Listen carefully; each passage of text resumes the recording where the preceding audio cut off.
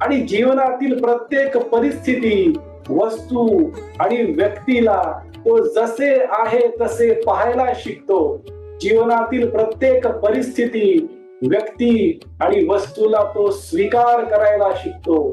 स्वीकाराची जादू त्याच्या जीवनामध्ये प्रारंभ होते आणि तो स्वीकृतीमध्ये, जागृतीमध्ये, सावधानतेमध्ये म्हणजेच चैतन्याच्या सर्वोच्च स्तरावर प्रसन्न तेजस्वी जीवन जगतो अर्जुना.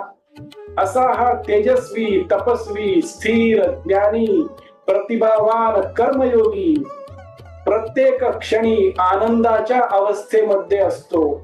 त्याचे मन शून्य झालेले असते, त्याचे मन निर्मन, अमन झालेले असते. म्हणून त्याच्या जीवनामध्ये तो जागरूकतेने जगत असल्यामुळे विचार शून्यता देखील निर्माण